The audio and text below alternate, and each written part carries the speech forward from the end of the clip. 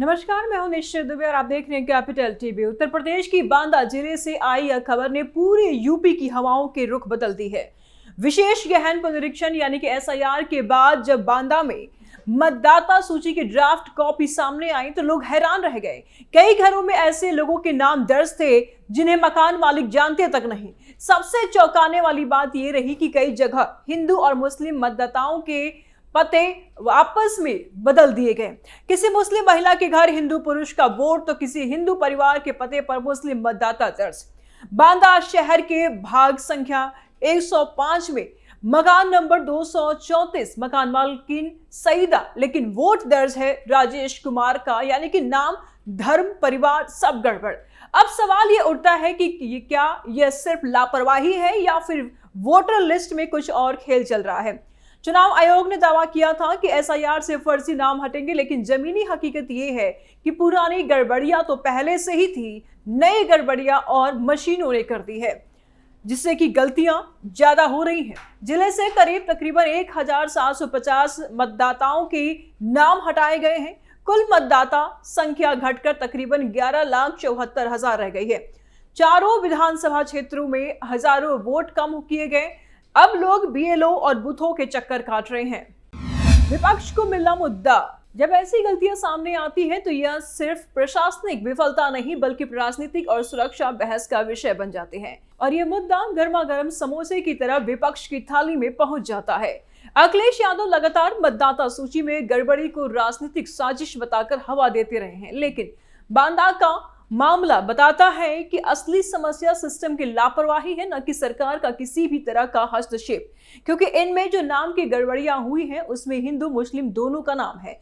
जिनके नाम कट रहे हैं उसमें भाजपा के वोटर्स भी हैं। और ऐसा नहीं है कि सिर्फ मशीनों ने ही गड़बड़ियां की है, पहले से भी ऐसे वोटर्स बनाए गए हैं। झारखंड का ही एक आप उदाहरण ले लीजिए। झारखंड में भी ऐसा मामला सामने आया था जिसमें झारखंड के चाकुलिया ब्लॉक में माटीवांधी गांव में लगभग 3000 जन्म प्रमाण पत्र ऐसे जारी पाए गए जिनमें सैकड़ों मुस्लिम बच्चों के जन्म प्रमाण पत्र बनाए गए थे, जबकि गांव में एक भी मुस्लिम परिवार नहीं रहता था।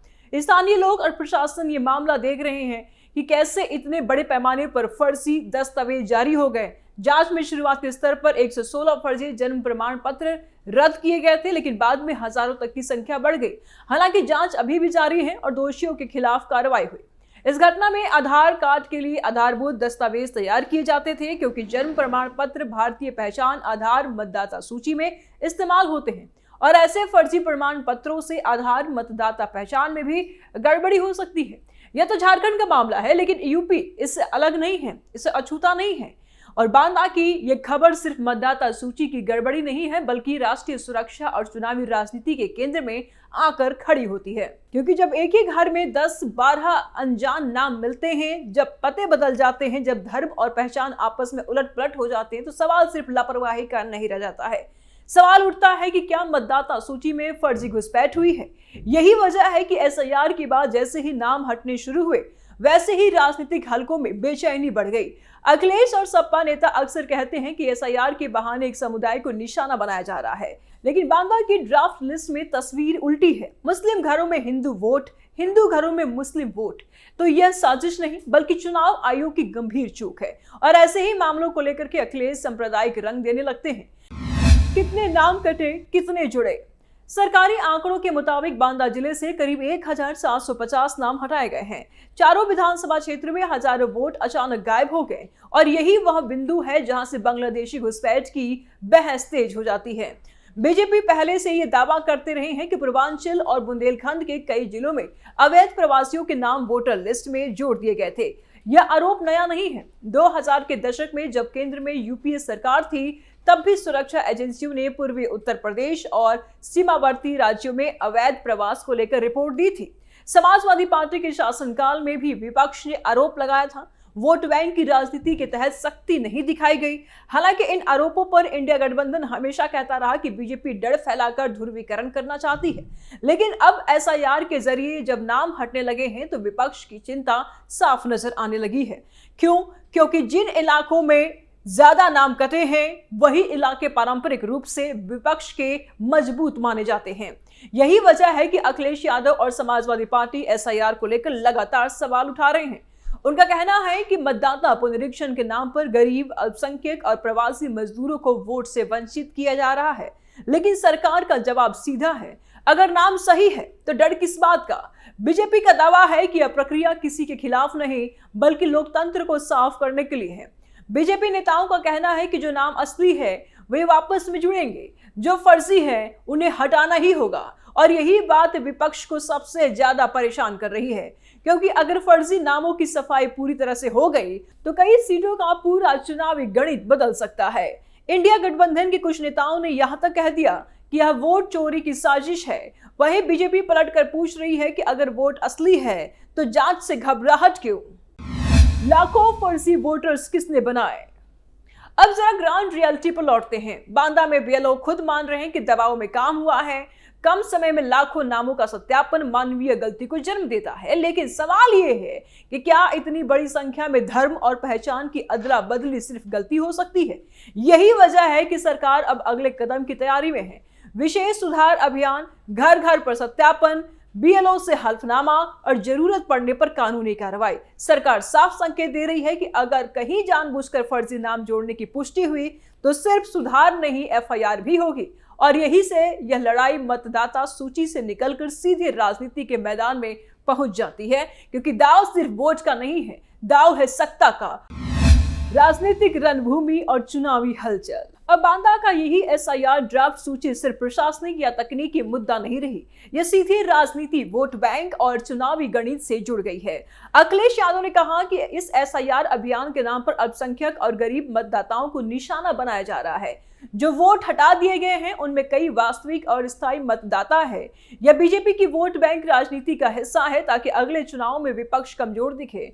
उनका आरोप है कि बीजेपी जानबूझकर सख्ती दिखा रही है ताकि विपक्ष के पारंपरिक मजबूत इलाके कमजोर पड़ रहे हैं। इंडिया गठबंधन के अन्य नेताओं ने भी इसे गंभीर बताया। कहा गया है कि यह सिर्फ बांदा ही नहीं बल्कि पूरे पूर्वांचल में सियासी खेल का हिस्सा बन सकता है।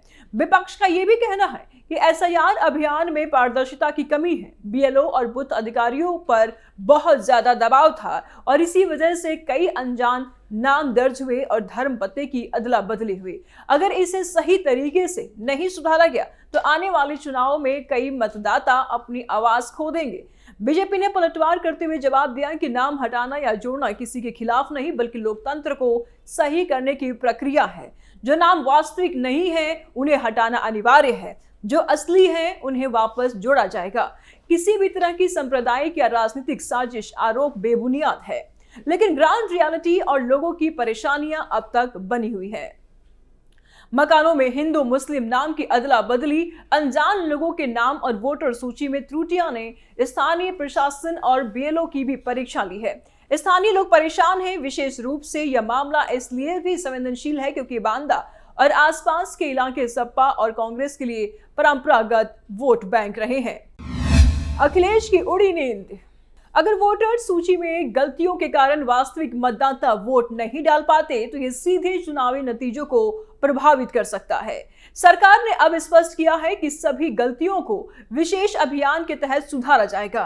बीएलओ के माध्यम से घर घर जाकर सत्यापन होगा। जो नाम गलत पाए जाएंगे उनके खिलाफ एफआईआर दर्ज होंगे। मतदाता को राहत देने के लिए सभी आवश्यक कदम उठाए जाएंगे। विशेषज्ञों का कहना है कि अगर प्रशासन समय पर सख्त और पारदर्शी कदम उठाता है तो मतदाता का विश्वास लौट सकता है। लेकिन अगर सुधार प्रक्रिया लंबी रही तो आगामी चुनाव में यह मुद्दा बड़े राजनीतिक विवाद का कारण बन सकता है।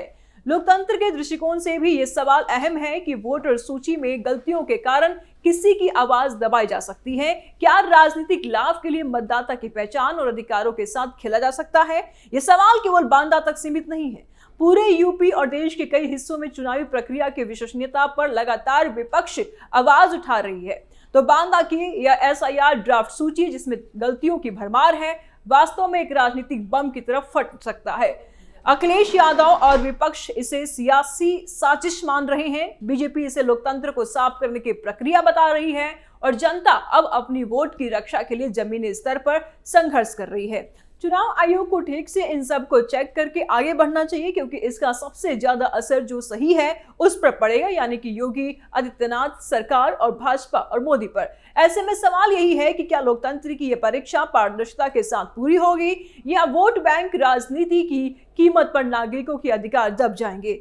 जैसे जैसे बीएलओ सत्यापन अभियान आगे बढ़ेगा, जैसे जैसे गलतियों को सुधारा जाएगा, बांदा की जनता और पूरा यूपी देखेंगे कि क्या लोकतंत्र की आवाज मजबूत रहेगी या सियासत के खेल में दब जाएगी। कैपिटल टीवी के स्पेशल स्टोरी में फिलहाल इतना ही। आगे की अपडेट के लिए देखते रहिए कैपिटल टीवी। नमस्कार।